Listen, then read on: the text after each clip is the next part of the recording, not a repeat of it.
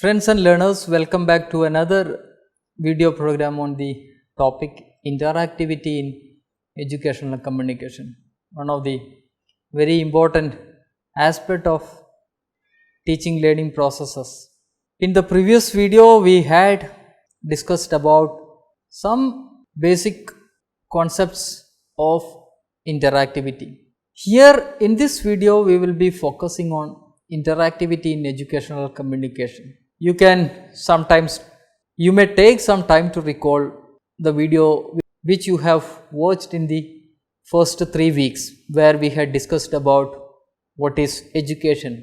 Education includes both what we say the classroom teaching learning activities and other professional training practices. So we will be focusing on the classroom communication, interactivity which happens in the classroom communication. Classroom communication is nothing but the teaching learning activities, teaching learning processes. See, what is educational communication? You may also recall we have given a small simple explanation to that, which is nothing but this is the communication which is taking place in the educational processes. So it can be in the classroom teaching learning activities or any professional training program. When we talk about classroom communication, you may see the communication which is carried out in the classroom or teaching learning process is nothing but our classroom communication. And we have seen it includes a sender, then sender encoding the message, then sending through any medium channel. On the other end, students receive that message and they will decode the message. Then a feedback is given.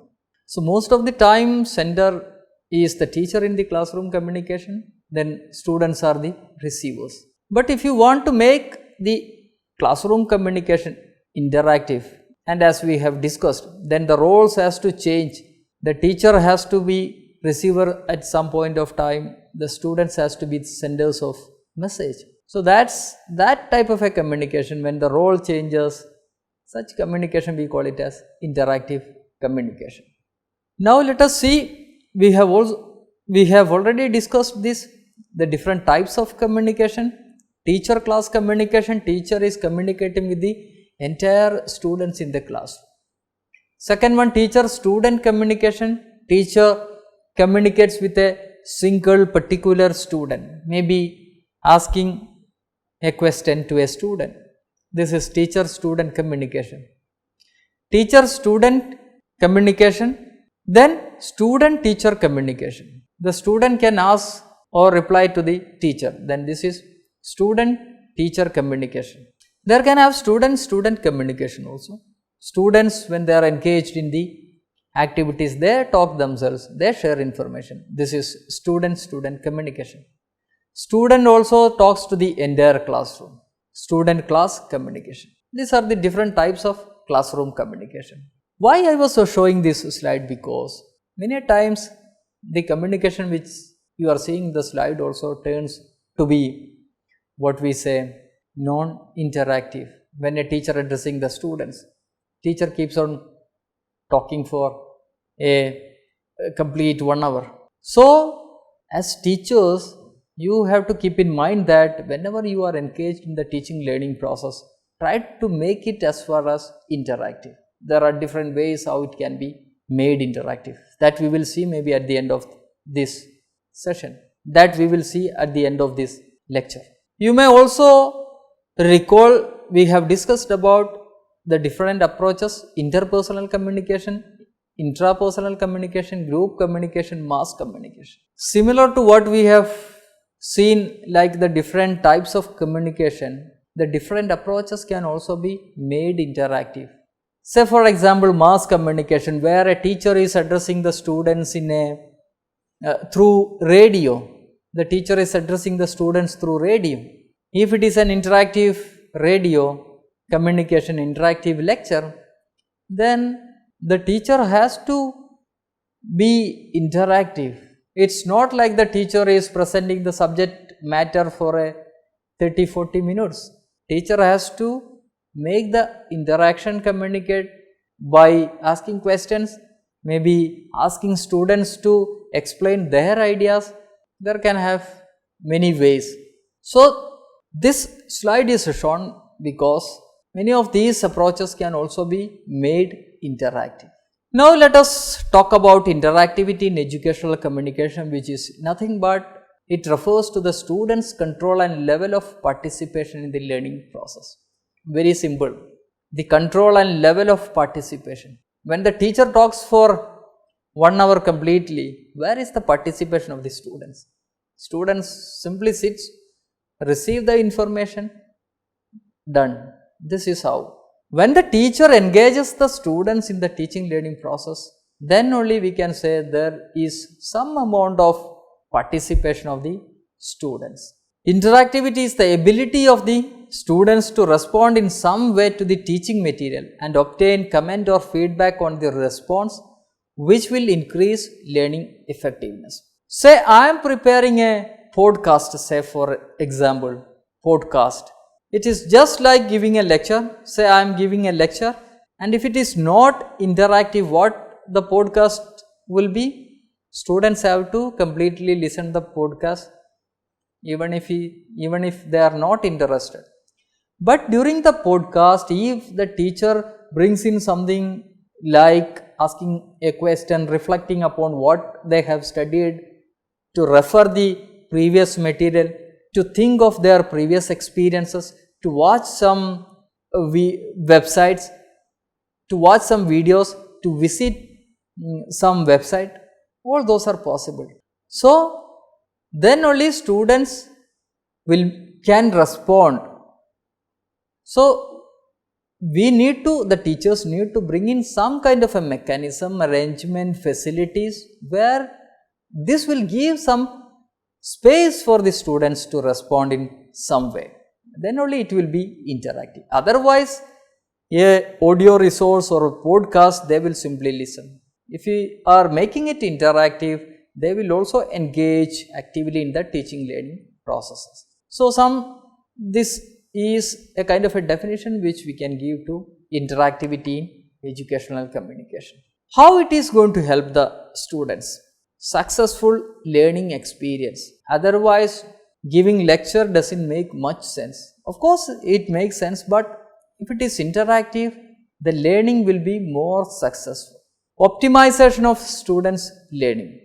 Going in a complete same track, it doesn't make much meaning. We have to optimize a student's learning experience. Think of each of your students and see what all elements of interactivity we can bring in when we are using technology, especially because we are talking more about technology.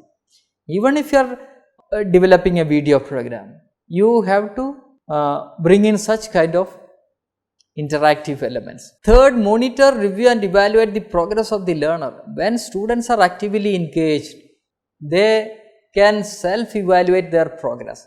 Then next is control learning. Definitely they can control. If they don't understand, they can talk to the teacher. So that is also possible. Modify teaching as per level of learner, very important. Whether it is technology, non-technology, we can modify our teaching strategies, the methods that we use. Very simple, asking a question will help us to understand whether the students are following what the teacher is teaching in the classroom. Give an activity, let the students engage in discussions, go to the student, see whether they are following what the teacher is talking about. All those are possible. Accordingly, we can modify our teaching strategies. So, modify your teaching as per the level of the learner, their understanding, their previous experiences, their progress, and a new teaching strategy may be used. So, these are some of the points which we can point out when we talk about how it is going to help when we are making our classroom teaching learning processes interactive. Now, when we are engaging in a teaching learning process, how you will make it interactive, or what are the factors which would help you to make it interactive? See, a simple lecture, a normal lecture, this can also be made interactive. If you are designing a lecture through videos or podcast or any other technologies, we have to design it first. So, how we are going to give our instruction to the students? Instruction in the sense both the general instruction and the teaching content. So, how you are going to teach them? How you are going to give instructions? So, of course, then we should have an instructional design. There are many instructional designs. So, you move accordingly, choose any particular instructional design, and with that instructional design you prepare your digital teaching learning resources. So, then the interactivity then comes in. Otherwise, without any design and all, it is very difficult. It is going to be, difficult to work out the interactivity. Now, the second is delivery of instruction. How you are delivering your communication. How you are delivering your instructions. That also matters. You can use lecture method, demonstration method, or any technology. So, that all determines the interactivity, how the classroom is going to be interactive. Skills of communication, very important. Bring in all types of, make use of all the communication skills. You may ask the students to speak, interact each other, respond, all those can be done. The different teaching methods that we use also determines. If it is a lecture method, normally teacher is the center of communication, center of information. So, the teacher has to talk. If it is a demonstration method, students also get time for discussing. So, the different teaching methods that we also determine. Now, management of teaching learning situations also. You may recall the first video in this unit which was about interactivity, where we have discussed the different levels of interactivity. A teacher can be very strict, very loose also. So, very strict teachers, it does not give much time for discussions, or they will not be allowing too much of interaction in the classroom. Okay. On the other hand, if the teacher is very free, they will give time for interaction. So, this depends on your way of managing the classroom teaching learning activities also determines whether students will be active or interactive. Very important, because the next one, use of technologies, because there are many technologies which we can use to make our classroom teaching learning processes or communication interactive. Say for example, the teleconferencing session which are held in IGNOU. This is a two-way mode of communication. Teacher will be at the studio, students are located at different parts of the country. Students get a time to interact with the teacher.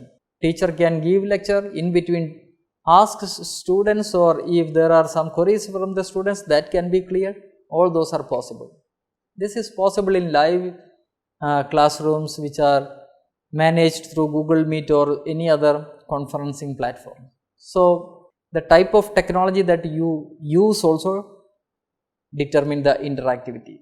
Another example, if I say maybe a graphic, just seeing a photograph does not bring much, what we say, interactivity. We have to have some additional components. Maybe when we are preparing a text document, add the graphic, then you add the related points, so that then it makes sense.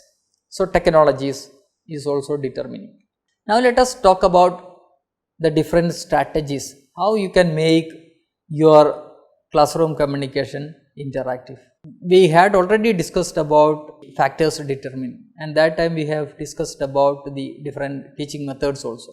There are different teaching methods, the methods available, experimental method, discussion method, activity method and all. This will of course give a space for the students to engage in discussion. Teaching techniques also, drill, practice, etc. If it is a practicing kind of an technique, students get time to practice, they discuss with their peers.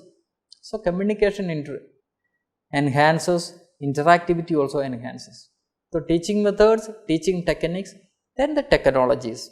It can be a teacher centered technology or a student centered technology.